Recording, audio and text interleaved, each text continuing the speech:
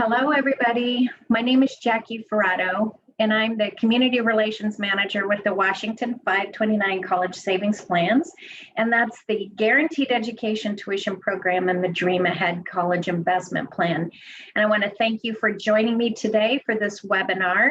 This one is what we call WA529 Basics, getting to know the GET program and the DreamAhead College Investment Plan.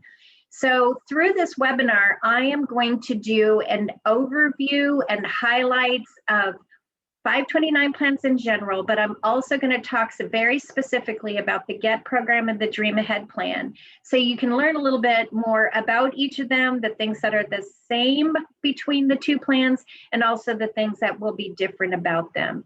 We're going to talk a little bit about frequently asked questions, how to get started, opening an account, and whether it's a GET account or a DreamAhead account, and some other tips and useful resources that I'll end with in this presentation. I wanted you to know as well that after this presentation is over, I will have the slide deck available for you. I'll make sure that I will email it to all of you individually, but you can put in the chat bar if you prefer not to receive that. That would be fine, and I'll just make sure I don't send it to you. But one unique thing, or one really cool thing about getting the slide deck, is that all of the resources that I'll be talking about and sharing with you today are embedded as hyperlinks through this. So you'll be able to click on them and get right to the pages or resources that I'm mentioning throughout that. So these will be things that you may want to refer back to after the presentation. Now, the whole presentation itself is typically, it's been running about 45 minutes. It could be up to 50 or 55 minutes, depends on the number of questions that come in. Now, I want you to know, feel free to put your questions into the Q&A box at any time during this presentation. You don't have to wait till the end. I'll be stopping along the way periodically and answering some of those questions as we go along. Now, sometimes you might hear me say, oh, I've got a slide for that coming up. So keep that in mind if I don't answer it right away. But we will be having some Q&A time at the end of the presentation as well. So whenever you think of it, just plop it right into that Q&A box. Phil, you can also communicate with me through the chat. That's fine too, but any questions are really best landed in the Q&A box. It's much easier for me to not just handle the questions then, but also to keep track of them rather than it being through the chat bar. Now, let's just jump right in and get us started right away. So the first thing we're going to talk about is an overview of 529 plans in general. And you may know this information already, and if you do, that's really great. So this will really just kind of like provide kind of that confirmation or that affirmation about what they are. So in a nutshell, 529 plans, specifically when we're talking about college savings plans, they're tax-advantaged college savings plans. And they were created to help families and provide families a way to save for their children or even their grandchildren's future education expenses. Now, the earnings portion in your 529 account will grow tax-free, and it will remain tax-free when your student uses it in the future for qualified educational expenses, and we'll talk about what those are, at eligible educational institutions nationwide and even schools in foreign countries. So it's not that the kids could only go to a school in Washington State or that they can only go to a certain type of school. In fact, there are a variety of school pathways or educational pathways your student might be interested in taking. And chances are that is going to be an eligible institution or an eligible educational program. So your student will be able to participate in that. Now, some of the hyperlinks that I have on here, they're specifically embedded here because, again, as you get this PowerPoint, you'd be able to click on it and get right to those resources. But the College Savings Plan Network is the independent source of all 529 plans nationwide. So that's a really great place to get that 529 plan overview, but also you can look at the plans that are offered through every state. Qualified educational expenses and of the eligible educational institutions, you will find much more detail spelled out in IRS publication 970 and specifically chapter 8. Now, some resources about finding schools. We're going to talk about that a little bit more. I'm not going to talk about it here because there's another slide that has some of that information on it. So the next thing about 529 plans to know is that there are two types of 529 college savings plans. There are prepaid tuition plans, and then there are traditional college savings plans. Those are investment-based 529 plans. Now, every state in the country actually sponsors a 529 plan. Every state actually does have a traditional 529 college savings plan. And then there are still a handful of states that also have prepaid tuition plans. So here in Washington, our prepaid tuition plan is called the Guaranteed Education Tuition Program. Most people know that plan because it's been open for since 1998. So we're going on 22, 23 years that the GET program has been open. And then the traditional college savings plan, or the investment-based plan here in Washington, is the DreamAhead College Investment Plan. That one opened in April of 2018. So we just hit our third-year milestone with the DreamAhead plan.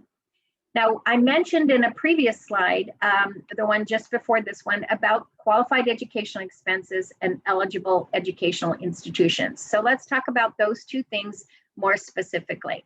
So the qualified educational expenses are going to be things like tuition and fees, room and board, whether the student is living on or off campus, even books and required supplies, which also includes if the student needs to have a laptop or a computer, which is pretty expected nowadays, right? So if you need to purchase a laptop or a computer for the student during their program of study, so while they're ready to pursue that educational pathway, then paying for that, the money can come from your 529 plan.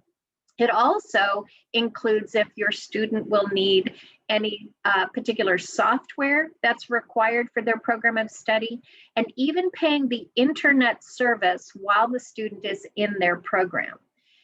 There may be some special needs expenses that your student may need, or even paying down existing student loan debt.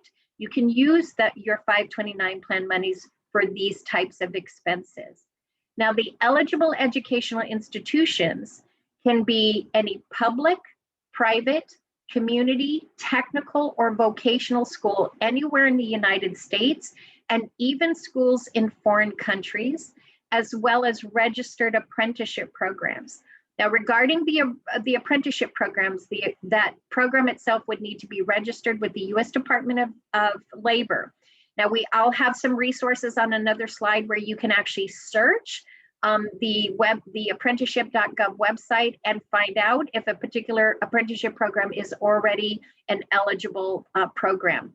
Now, in terms of finding whether or not a public, a private, a community, or technical school in the United States and abroad, if that school is eligible, they are considered eligible when they are participating in the U.S. Department of Education student aid programs. Now, there's a search function on the FAFSA website. It's called Find a School, and you can actually do a quick search on schools in any state, in any location in a state, and including in foreign countries, to confirm the U.S. federal ID code for a particular institution. So those are things to keep in mind. They're certainly not things that you have to do right away, but there are more schools that are considered an eligible educational institution than are not. So typically speaking, again, the program or the school itself has to be participating in the U.S. Department of Student Aid programs, or in regards to apprenticeship programs, they need to be registered with the U.S. Department of Labor. So we have those resources to help you find that. Now let's take a look at the GET program and the DreamAhead plan more specifically. Now you're going to see, I've kind of lined it up side by side here, but what's important to know is that as I present this information to you, it's not really about which, is there a better plan? GET is not better than DreamAhead or vice versa. Every family will make different decisions about which plan they might prefer or which one resonates with them more specifically than another plan. But we also encourage families to diversify in their savings efforts. And so they're having both types of 529 plans is really actually quite beneficial as you're thinking about how you're going to be saving. Now, that being said, let's talk about the GET program first. So as I mentioned earlier, GET is a prepaid type of 529 plan. Typically with prepaid plans, you are going to see that there is an initial residency requirement and that there are enrollment periods. Now, that initial residency requirement only means that at the time that the account is being opened, so we're talking about GET here, the time that the GET account is being opened, either the account owner or the student beneficiary, at minimum, it has to be one or the other, but it can be both, are living in the state of Washington. Now, you can move, the student can move, nobody has to stay living in Washington. The residency is at the time of opening up the account. Now, the GET program also has an annual enrollment period. Ours is November through May. So we are just about a couple of weeks away from the end of this current enrollment period. The GET programs, that will end on May 31st. This is our cycle every year. So when we close to new enrollments at the end of May 31, we will reopen the next enrollment period on the 1st of November, 2021. And that's the cycle for the GET program's enrollment period. Now, you'll notice on the DreamAhead side, and this is pretty typical of that type of 529 plan, that there are no residency requirements or even enrollment periods. So they're open year round, and anyone from anywhere at any time can open up a DreamAhead or that type of 529 plan for a student or a beneficiary. Now, those two things alone don't make one plan over another better or worse. They just happen to be features of those types of plans that make them what they are. So again, every state in the country will have a traditional 529 plan, like the DreamAhead plan is for Washington State. So anyone can open up a DreamAhead plan at any time of the year. Whereas with the GET program, account owners or beneficiaries who are living in the state of Washington can open up a GET account. Certainly moving after that is fine. Now, the most unique thing about the GET program continues to be the guarantee. And what our state legislature did when they created the GET program is that they wrote into law that the value of a GET account will always keep pace with the tuition growth of the highest priced Washington Public University. So that's the UW and WSU's tuition growth. Now, you'll remember earlier I said the student can attend any public, private, community, or vocational school, or even a registered apprenticeship program anywhere in the US, and even some schools in foreign countries. But the value of the GET account will always keep up with UW and WSU's tuition growth. And then you can take the monies that you have in the account that you've saved and the earnings and apply it towards qualified expenses wherever that student is going to be going. Now, the GET program works on a unit system. And units for the GET program are different. They're not the same as credit hours that a student earns academically. A unit is actually just a form of measurement. So 100 units represents 1 year of time. 100 units is also tied to that guarantee. It means that 100 units will be equal to the actual cost of tuition and state mandated fees of the UW at any given year. So as tuition grows each year, if you bought 100 units, it's always going to be worth 1 year of the UW and WSU, and that's what you can apply and use wherever their student is going to be going. Now, the GET program has 2 payment plans. So you accumulate these units or you purchase units through what we call the lump sum plan or custom monthly plan, or even some people will do a combination of the two. Now, lump sum simply means that you can contribute any amount that you want at any time. It really, the focus on that one, what makes it very flexible for people is that you're not required to do anything specific. Oftentimes people who open a lump sum account still have made a personal commitment to do something every month, but the control or the facilitating that contribution is on their end. They set it up, in any way that they may want to in making a regularly scheduled contribution. So somebody might say, I'm going to put $25 a month away and set it up on with my own bill pay or through my payroll deduction with my employer, or even an ACH, and it will automatically come into the account every month. Some people just do lump sums and will do it periodically throughout the year. Like grandparents might make contributions on birthdays and holidays. Some people might do it only one time a year. So there doesn't have to be any specific thing to do. You can just contribute as often as you want. We encourage people to make a decision on how they want to do that, and then just continue to contribute. Now, there is a purchase price for the units, and that purchase price can change from year to year, right? So every time you're putting money in, the actual number of units that you're accumulating with that purchase will depend on what the purchase price is for that year. Now, a custom monthly plan with the GET program works a little bit differently, because it's actually a contract, or you're making a decision at the very beginning to pre-purchase a set number of units, and then you're scheduled for a monthly payment. Now, when you go onto the in that link, that hyperlink that says choose a plan, it'll take you right to the information on the website that talks about the lump sum and the custom monthly plan.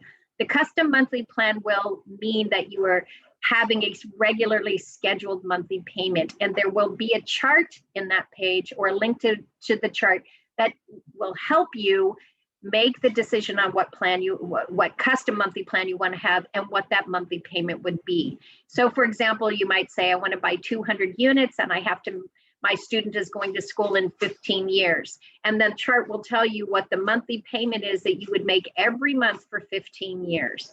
Now, the custom monthly plan, that you lock into your monthly payment, so that will stay the same over the entire 15 years.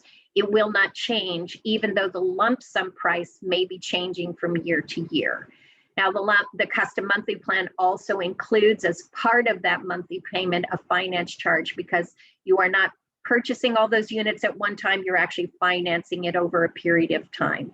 Now, some people may do a combination of the two, and what that typically looks like is maybe mom and dad are making that custom monthly payment schedule every month. They've locked in on that, but grandma and grandpa or other family members might make periodic contributions to the account, and those are coming in as lump sum purchases. So those are in addition to what you're doing on the custom monthly plan. Now, a student can have up to 800 units in lifetime maximum, and each academic year that the student is in school, they can use up to 200 units. Now, of course, how much they use is really dependent on how much you purchased, and really where the student is going to school and how much you want to use. You don't have to use 200 just because you have 200, or even 800. So it really will depend on where the student is going. Now, before I jump over to the Dream Ahead side, there was a question that came in, so I want to take a look at that. What would happen if your child decides not to go to college after you've invested over time? So that's a good question. I'm going to actually defer for a few minutes on that, because I have a slide that will talk about the couple of the what ifs. What if they get a scholarship? What if they decide not to go to school? So I'll answer that one in just a few minutes. So let's look at Dream Ahead more specifically now that you've heard a little bit more about the GET program. As I mentioned earlier, Dream Ahead has no residency requirement or enrollment period, so it's open year round. Now, the value, in contrast to GET, the value of a Dream Ahead account is dependent and tied to the investment performance. So Dream Ahead is much like your retirement accounts are, where you are putting money into an account. The monies that you put in are invested based on decisions that you have made, and then the investment performance will determine the value of the account. Now, when you open up a Dream Ahead account, there is a initial contribution amount of 25, but then depending on how many portfolios you have chosen, regular contributions help build up the account, just like your retirement accounts are, right? And the minimum is at least $5 per portfolio. So the goal is to grow and build the account, and certainly the longer you have for that, if your kids are really little, And really also just whenever you start to save, the return on that or the investment performance on that will then grow. It will ebb and flow. There may be times when investment returns are up and times that they're not. Now you're choosing with the Dream Ahead plan, you are choosing investment portfolios. So it's always a good idea. This is a good place to remind you here too, that anytime you're doing any kind of investing, it's always a good idea to make sure that you confer with, refer to, talk to, work with a financial planner, a financial advisor who also is looking at and probably has some understanding of your whole picture so that they can help you with some advice or some decisions on, which type of investment portfolio may fit best for what goals you have. Now, there are a couple of different ones to recognize will be age-based portfolios. They're also known as year of enrollment portfolios, and these investment options are designed to take into account the child or that beneficiary's age and the amount of time before they're going to graduate from high school and begin presumably using this money. So they self-adjust from typically being more aggressive. If the younger the child is, it may be a more aggressive type of investment versus, and then change and automatically change as the student is getting closer to college age to more conservative investment strategies. Now, there's also what's known as fixed allocation or risk-based types of portfolios. And these ones are really where your preferences, your risk tolerances are really put into kind of the decision at that point. Like you may feel very, very comfortable with only conservative types of investments.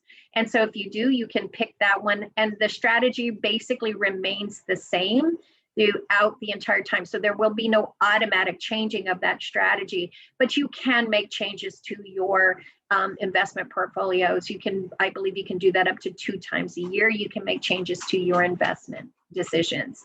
And then of course, some people may make a decision to do a combination of portfolios. And you may also keep in mind that if you have different, multiple children that you're saving for, each child should have their own, be named as a beneficiary on their own account. So that is true whether you have a GET account or a DreamAhead account. But you may do something different for each child. You might have a very young one that you're comfortable doing an age-based portfolio with, and you may have an older one that you prefer a different type of portfolio. So those will be things that you'll take into consideration. Again, you'll notice the hyperlinks on here that will take you to the pages on the website where you can read a little bit more and get more information about that. Now, really quickly, before we pop on over to some Q&A or some frequently asked questions, I did want to talk about what happens when you've been saving all that time and you're ready to take some money out. That's a distribution request, when you're ready to start using that money in the account. Now, whether you have a GET account or a DreamAhead account, you're really telling the program how you want the money to be distributed. So if you want the program to pay the school directly or the institution where the student is attending, pay them directly, you can do what's called a direct payment request. And you log into your account online, you select the student that your account that you're doing a distribution request from. And then you're going to answer a few questions. You're going to tell us where the student is going, how much needs to be paid to them, and when does that school need it. You'll also be telling us the name of the school or the program or the institution where the student is attending. And then the program itself will make sure that that payment gets distributed to the institution on your behalf. Now, sometimes families prefer to pay any expenses out of their own pocket or through other sources, and then you can request reimbursement for those expenses. And if we reimburse the account, instead of paying directly to a school, we can reimburse the account owner if that's what you prefer, or even the beneficiary. So these are not exclusive things. Like you can do all 3 of these. You may pay the school directly for tuition and fees, and then request reimbursement for books and required supplies or things like that. So there's a great landing page on the website about how to use your account, most often as your kids are getting closer to, needing to, you're getting ready, they're like a senior in high school and you're starting to explore those decisions, there's going to be a lot of resources and information on the website that will take you right through what you need to do. But in short, I wanted you to know it's as simple as a bill pay process is to us today. Whenever you're ready to request a distribution, because you need to start using that money, you're going to just treat it as if it's just like a bill pay. Tell us what to do, pay the school, or reimburse back to you or to the beneficiary. Now, we have that question in the Q&A box about what would happen if your kids decide not to go to school. And this is where we're going to actually talk about some of those things. And in fact, the first thing I want to mention is, what if the kids actually get a scholarship? And that's a really wonderful thing. You want your kids to be applying for and financial aid and scholarships.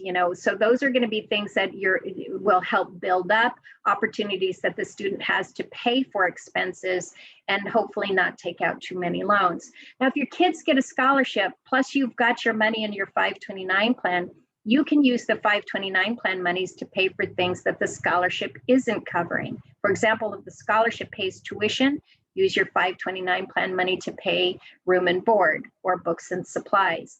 You can also hang on to it. You don't have to use it right away. The student gets a scholarship one year, they may not get it another year, or they may pursue even education beyond their bachelor's degree. They may move on to a graduate program or pursue another pathway to education, and you may still want that money available for them to use for that.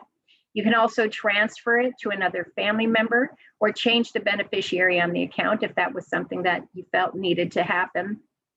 And you can certainly refund the account, but we'll talk about that one in a moment.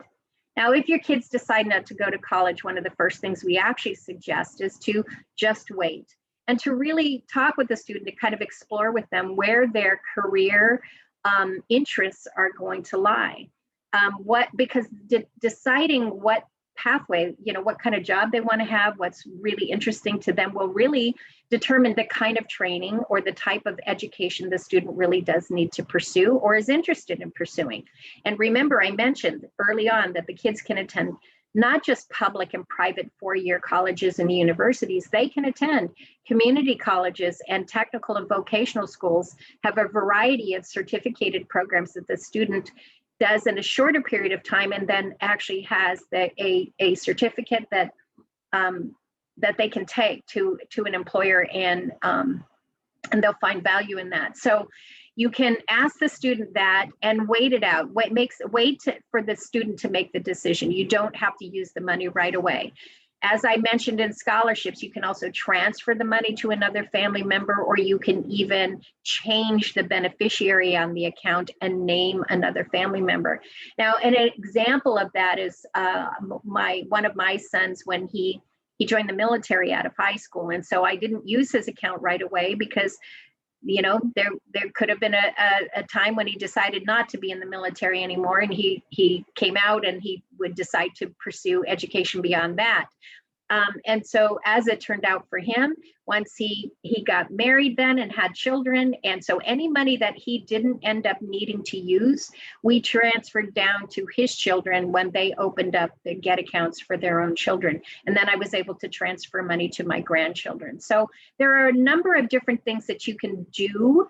But if you ever decide that you want to refund your 529 plan, you most certainly can do that.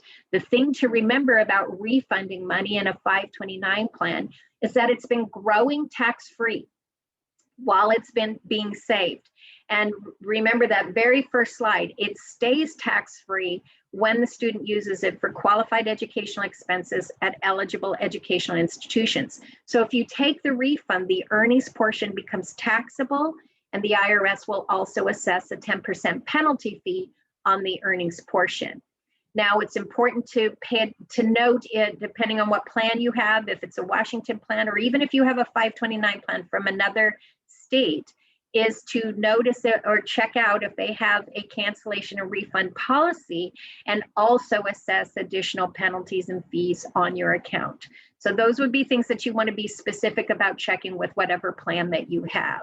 But in essence, as you put money into it and it's grown, if you refund it, you get back what you put into it, plus earnings, and minus if there's any penalties and fees that the program will assess. Now you'll get that, all of that, the balance of that back, and then the January following the year you took a refund, you would receive what's called a 1099-Q form, and then you would report your earnings to the IRS, and that's where the IRS penalties, taxes and penalty fees will actually be worked out through your tax return as you do that. But it's important to remember the earnings portion is taxable if you take a refund. Now, your family and friends can contribute to your GET or DreamAhead account. So if you're the account owner and you are going to be inviting and encouraging family members to help with that, that's a great thing. It's a great gift. It's a great way to help your children and grandchildren, you know, for their future selves. You know, it's a great way to gift them things that will be meaningful later. So family and friends who may want to contribute, first thing I would tell you is that we have a great landing page on our website for gifting. So there's some really good resources there, not just for you as an account owner, but also ways that you can share this information with your family and friends. 3 main things your family and friends need to know in order to make a contribution to your GET or DreamAhead account. The 3 things are, what plan is it that you picked, GET or DreamAhead? What is the account numbers for the student or students that they're going to make a contribution for? So if you have 3 kids, there should presumably be three GET or 3 DreamAhead accounts, and they each have their own account numbers, right?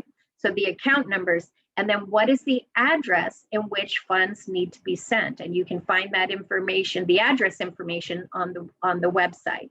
Now, whether or not your family and friends choose to contribute by writing a check, using their own bill pay service, or even setting up an ACH, they will need to know those same 3 things. So we've got a really great gifting page on the website that would be good for you to take a look at, but also that you can share with your family and friends as they are pursuing and making decisions about contributing.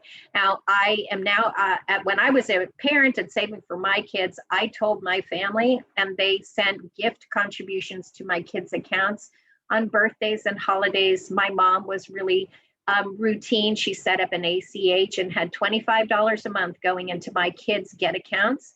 And at some point when they were, reached that pivotal moment in time, she stopped contributing to that, but they had that money that was also gifted to them from family and friends while they were young and as they were getting older.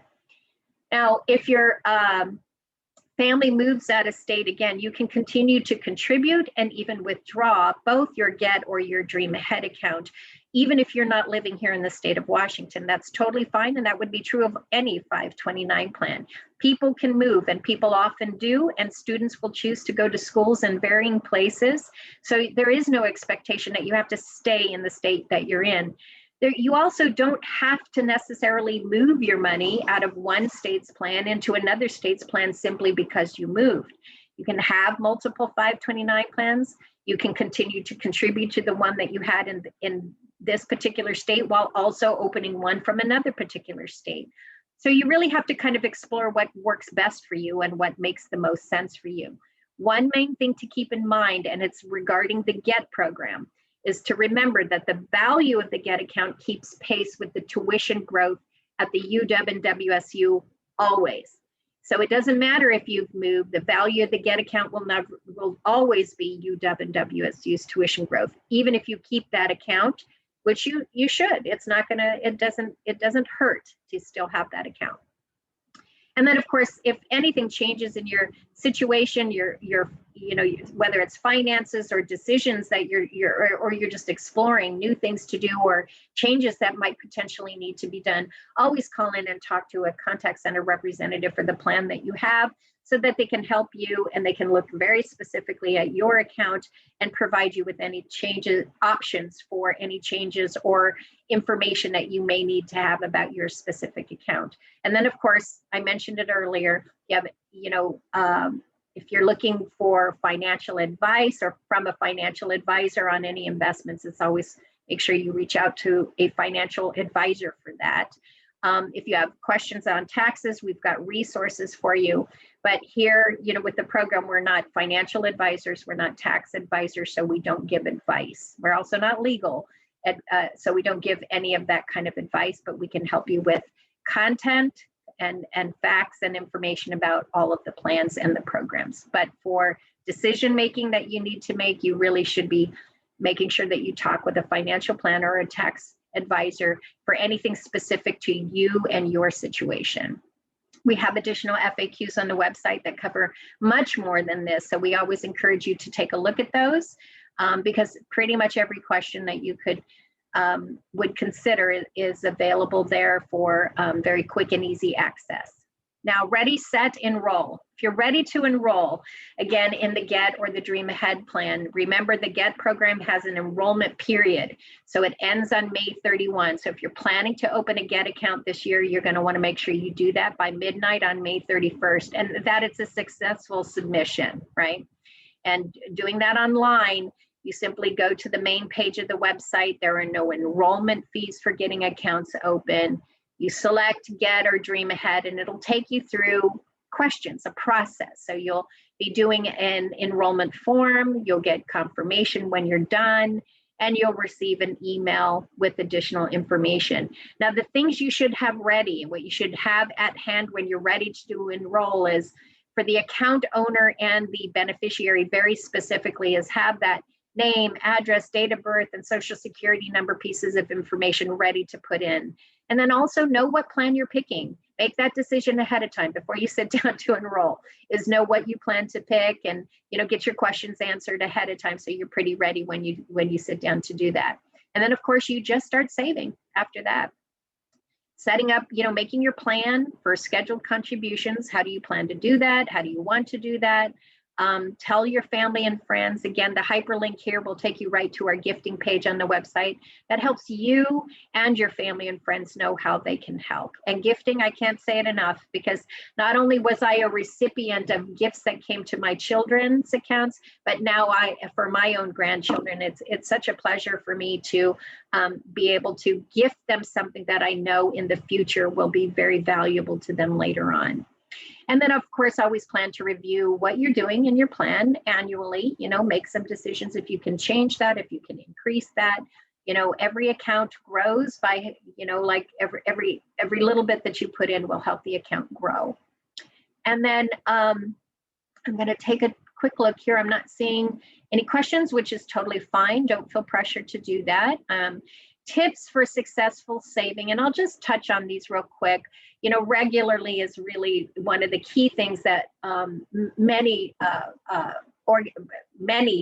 articles, financial planners, people will tell you, is that anything that you can do on a regular basis is really where you'll find the best success. It's not so much in like how much you're saving as it is being consistent and having an expectation of what you're going to do. And the earlier you start doing that, the more successful you become at helping it to grow. And we would be giving that or saying that same thing, and we do, whether you're talking about saving for a car, a vacation, or your retirement and all that, it would be the same thing. So keep that in mind. Of course, mentioning to your family and friends how they can help, and considering additional ways of saving that supplement what you're already doing. So if you're here to explore and learn a little bit about GET and DreamAhead, and that's great, and I'm so happy that you've done that.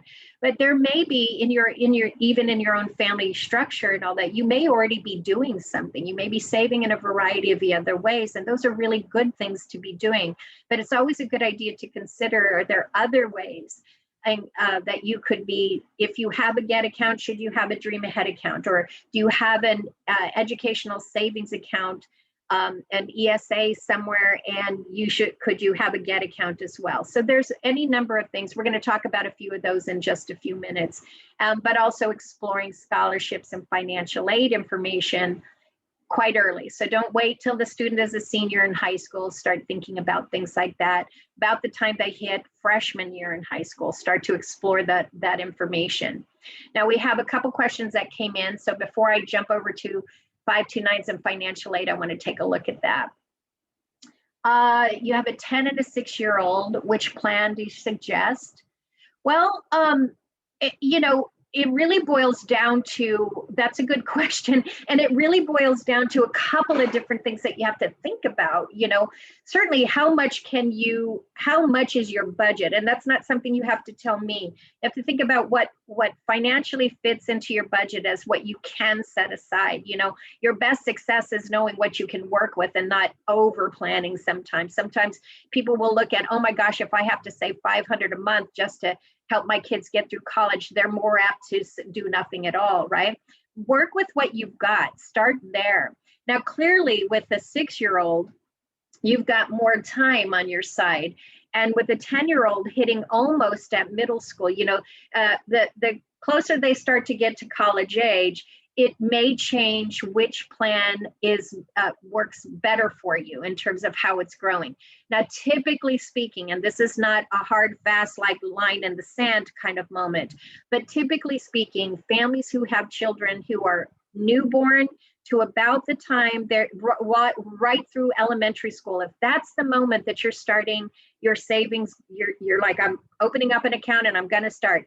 GET is a really good place to start.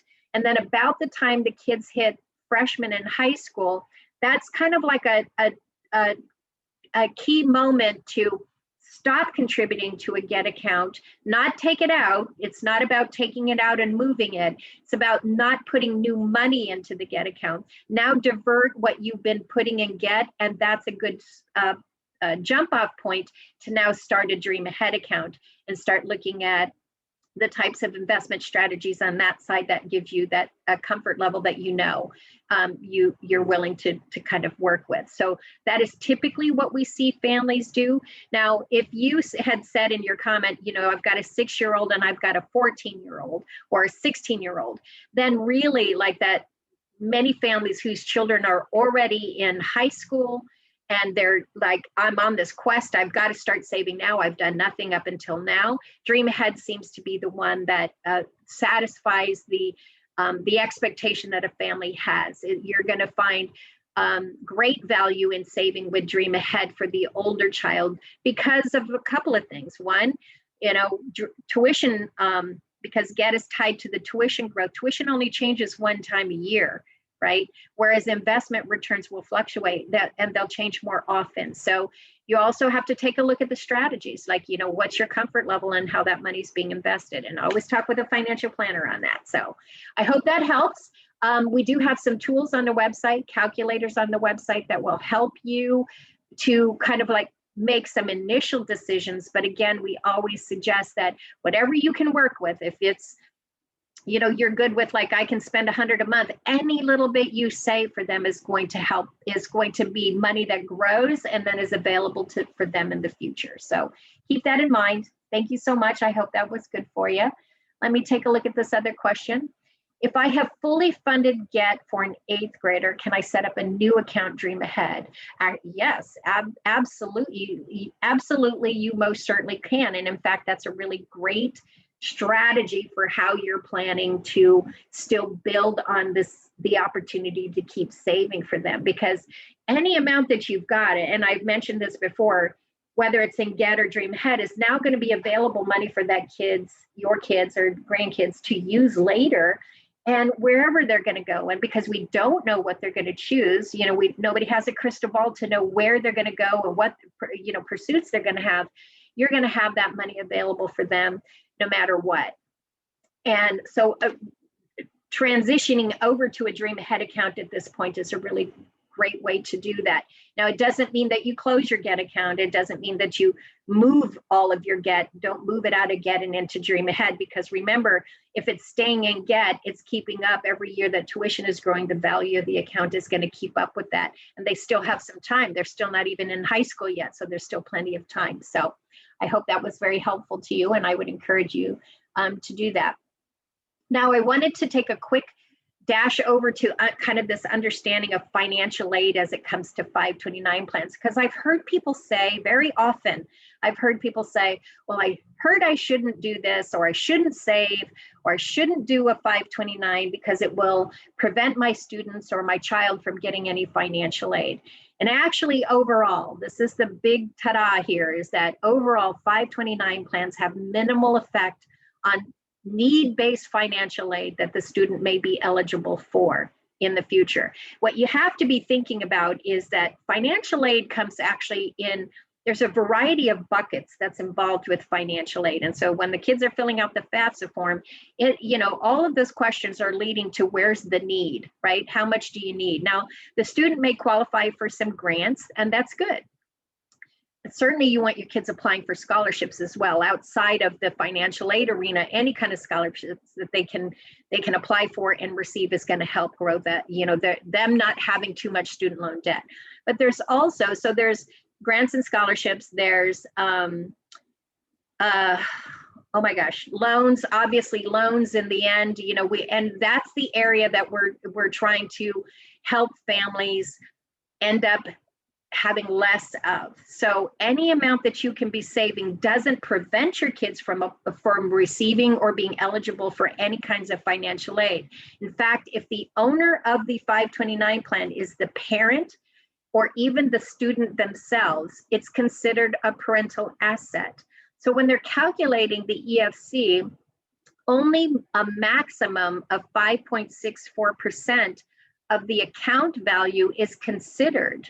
So it's minimal at best. And whatever you have saved means it offsets any loan expectation that the student will have.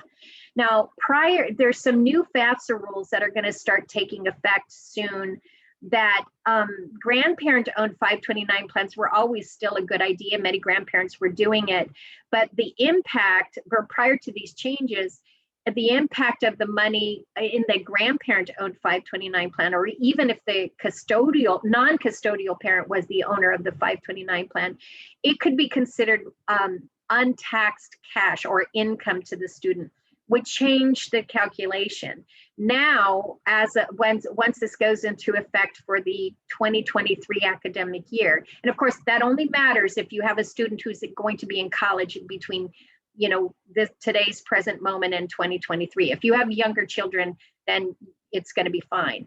But the thing to mention here is that grandparent owned or even non-custodial parent owned 529 plans won't be considered assets or income because it's not going to be answerable on the FAFSA form. They're not asking about grandparents, available money from a grandparent or a non-custodial parent on the FAFSA form. Now, that being said, it won't have an impact on their eligibility for need-based financial aid when it comes to the FAFSA form. But there is another financial aid form that some schools, approximately several hundred private schools, may use for awarding institutional aid. It's called the CSS profile form. It may still have an impact on some financial aid eligibility that the student may have.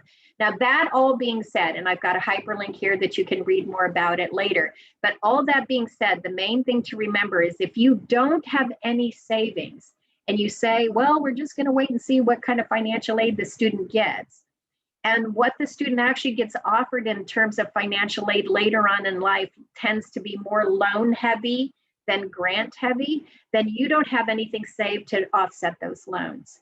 So it really is not a question of should we wait for financial aid or should we save? It really should be about including all of that into a strategy. Saving doesn't prevent them from getting financial aid, and any impact it will have will be on, loans. Really, you want to be able to reduce the impact of too much student loan debt for your kids. Now we're hitting at about 50 minutes here, and I want to give you some resources before we end. I am not going to talk through all of these, but I do have a list of different ways that people also save. And notice that I mentioned it's an also save. It's not like choose this over that. We have a really great resource on our website too that lines these things up so you can actually look at them.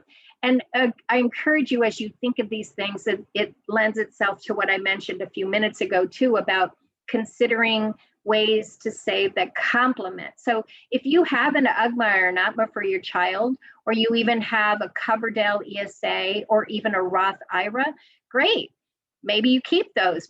You know, there's no reason to think that you have to change that, what you've already got. But the idea here is that you start to think about incorporating then either a GET or a DreamAhead or even both as other ways of saving, so that all of these things together will help in the end. Most people don't do like a lineup of all different things. Some people will do a variety, one or two different things. And even within the family structure, I mean, if a grandparent is doing like, for example, a Gerber Life account has opened one of those up for your child. Great, grandma and grandpa are doing that, and maybe they're happy with that. You don't need to ask them to change what they've done there. But now, if you have a GET or a DreamAhead account, that will help supplement, you know, what will come out of what the Gerber Life plan might provide for the student at that future point in time. So those are just things to keep in mind. Again, they're not mutually exclusive. We have officially moved kind of into that Q&A time. So if you have additional questions, please feel free to pop them in the Q&A and let me know. But some additional resources that you will again have links to, and these are things that I mentioned throughout the presentation. The Washington 529 website, where you'll get all of this information about both GET and DreamAhead. There are many hyperlinks throughout the presentation that will take you right to specific pages. The Washington Student Achievement Council is our parent agency. They are also the state financial aid administrator. So this is where you're going to find some really great resources, and maybe you don't need them now, but you may need them later. So it's always a great resource to kind of keep handy. But things like the Washington College Grant, the College Bound Scholarship Program, the College and Career Compass, which is a really great tool for planning and preparing. The Washboard, which is a free scholarship site. So if you've got kids in high school right now, that's a great resource for them and for you. And the 12th Year Campaign, which is really focused on that senior year of high school for your students. So again, this may not be something you need now, but it certainly is a resource you want to keep handy. The College Savings Plan Network is the independent source of all 529 plans nationwide. IRS Publication 970, and specifically Chapter 8, which talks about 529 plans or college savings plans and the tax benefits, but also you will get a more detailed explanation of all those qualified educational expenses and eligible educational institutions nationwide and abroad. You're not getting a list of all the schools, you're getting detailed information. And then of course, if you want to search for a particular school, Federal School Code search is where you can find any public, private, community, or vocational school nationwide and abroad that has a U.S. federal ID code. And the apprenticeship program search is where you will find a registered apprenticeship program in the U.S. And then, of course, the FAFSA changes that benefit a grandparent or other people owned 529 plans. There's a great article that you might want to take a look at. Our Knowledge Cafe is our virtual learning center that we call the WA529 Knowledge Cafe. So this is a great place to check in every now and again and see what other kind of topics we're covering for webinars. I do a gifting webinar. So once you've got your account open, or you want your family and friends to learn a little bit more about gifting, have them check out our gifting webinar. We also do a small video series that we're trying to kind of build up our library on. It's called 529 and 5 to 9. So we take small little 529 plan snippets of information, and we do a little quick 5 to 9 minute talk on those, so that you're getting just small bites of information instead of a full webinar. So those will be things that are growing. That is a library of information that will be growing. So keep an eye on that. Can you explain more on the combination of both plans? Okay, let me ask real quickly though. Do you mean GET versus DreamAhead, or are you talking about? I'm thinking you're answering. Can you explain more on the combination of both plans? Okay, so if you have a GET account and you have a DreamAhead account. So let me see how I can kind of start that. Let me get one other quick slide up here real quick so people can see contact information. So should you have any additional questions after this webinar is over, you know, GET specific, certainly reach out to the GET program staff, and DreamAhead specific, reach out to them. But you can also reach out to me anytime after this. I will be sending the slide deck out as a PDF so that you'll be able to click on any of the resources. I'll send that out either sometime today, but no later than tomorrow. You should get that in your email box, but put it in the, if you do not wish to receive this, please put it in the chat bar so I make sure that I need to know your name. So just make sure I know what that is if you don't want to receive it. If you don't, if nobody puts anything in there, then I'll just be sending it out to everybody individually. Okay, so let me go back to explaining as your question a little bit more about combination of both plans. So I mean, having both the GET and the DreamAhead account doesn't mean that you have to do a ton of money into each account. I mean, GET has its you know, its benefits in terms of what a lot of times people who purchase or start a GET account, their kids are really young.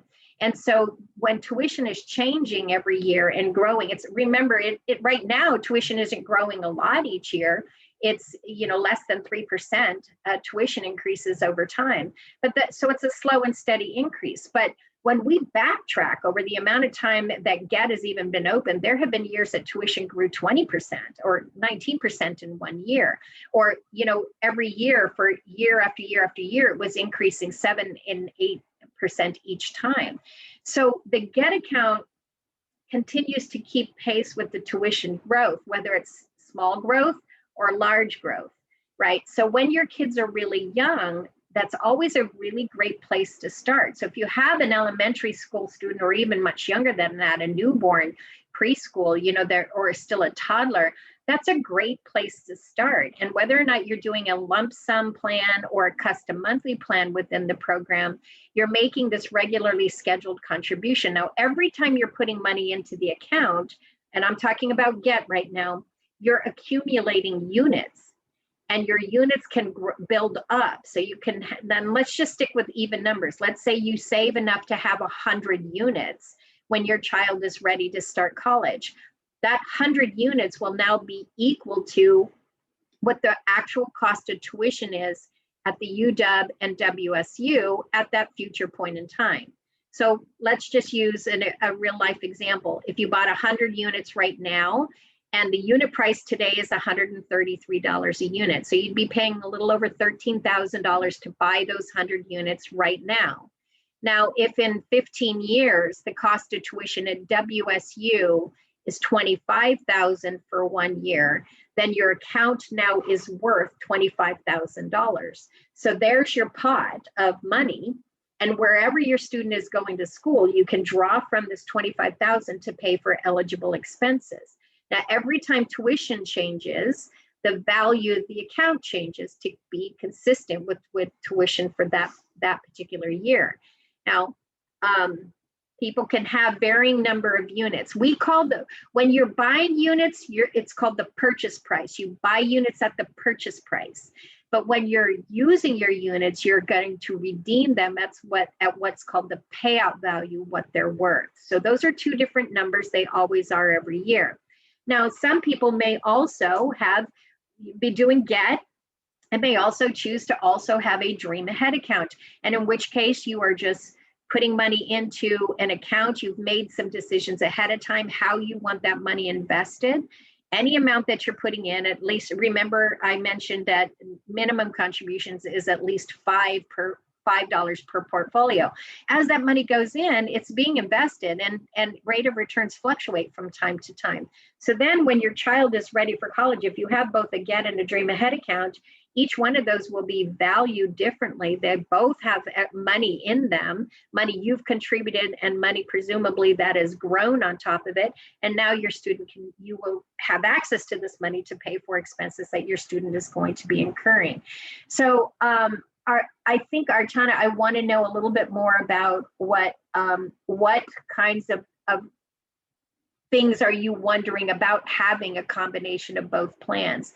Now, some people may do kind of like a start with one and then transition to another. And I mentioned that briefly as well, where some people might choose to start with a GET account because you have very young children right now. And so, and I'll use my grandchildren as an example.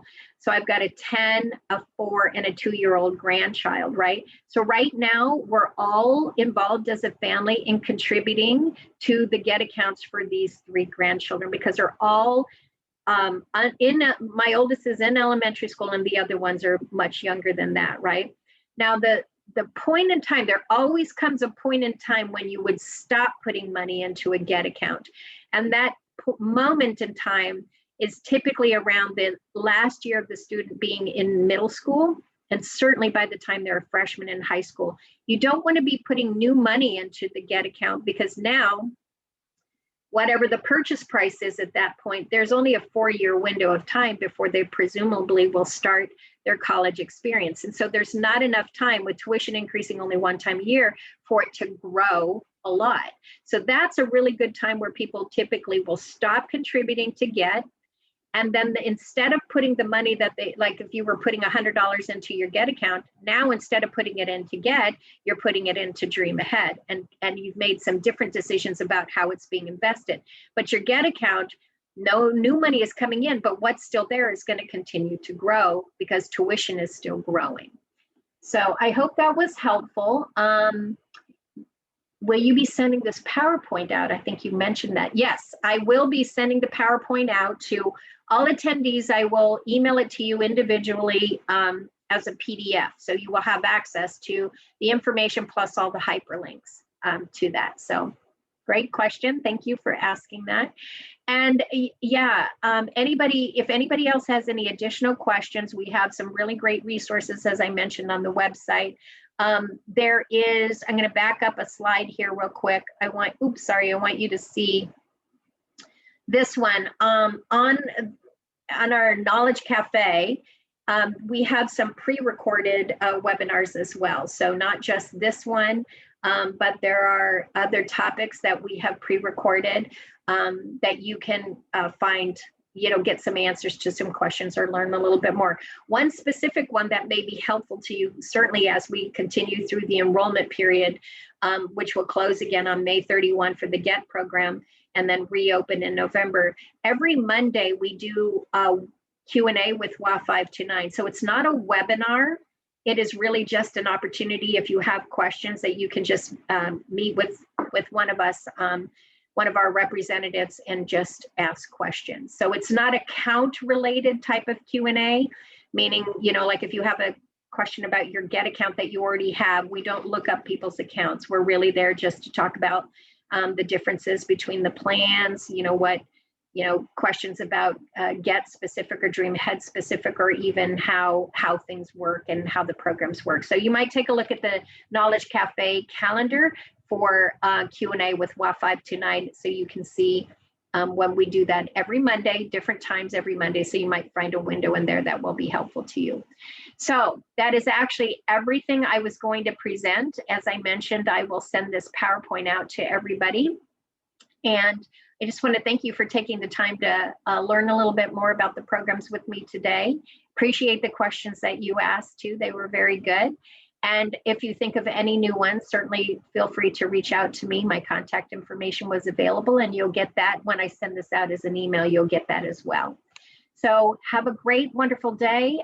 It's raining here in Olympia. I hope it isn't where you are, and if the weather is good, that you enjoy the rest of your day. So thank you again.